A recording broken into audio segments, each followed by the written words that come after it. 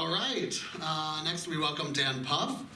Dan Puff received both his bachelor's and master's degrees in architecture from the University of Buffalo. He has taught both undergraduate and graduate architecture studios here at the university, as well as worked for local architect and professor Brad Wales at Gallery 164.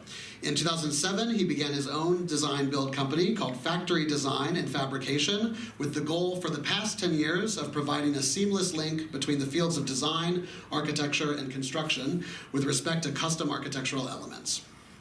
He is currently the director of the Design Build Division at Custom Laser Incorporated in Lockport, New York, with a primary focus on integrating a design build culture into a manufacturing environment. Please join me in welcoming Dan.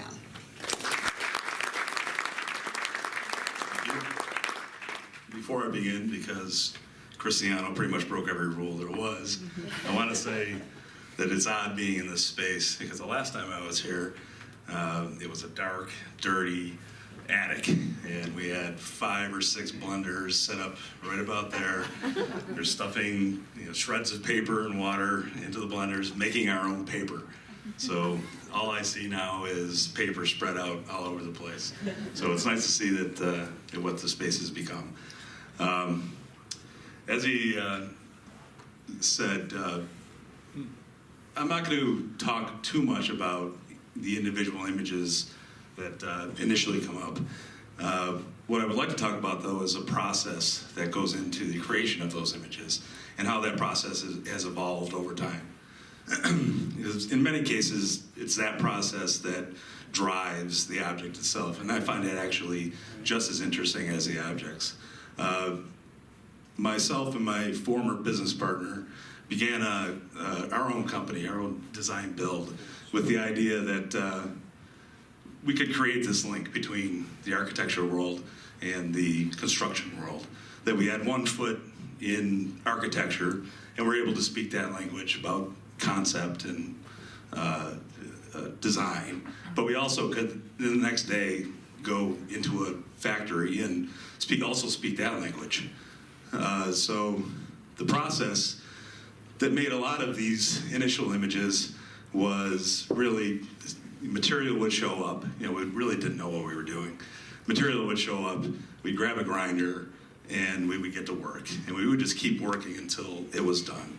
Not really thinking about the money that we were making. It was really about developing a portfolio and being able to build kind of a brand. So a lot of these projects were kind of leading up to, more of an established process where, at some point, the reality exists that you can't do it all on your own. So we had to find other ways to build. And one of the ways was to bring in more skilled people, to find people in the community that we could work with. And the resultant was kind of a monumental project for us, which was a museum in Elford, New York. This, at the time, it does go by quick. After the museum, I think we spent, almost too much time with one another. So I went in my own direction and had to figure out the process once again. So I was by myself, and the grinder was not going to be an option. So I decided that I was going to look for an alternative. And this project came along, the residential railing system.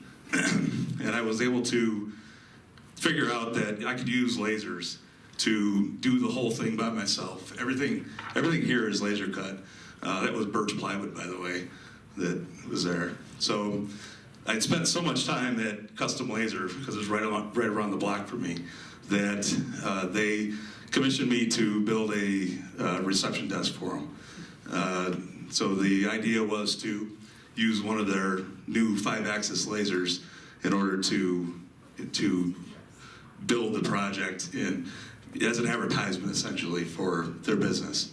One of the things that drew me to Custom Laser was some of their previous work that they had done.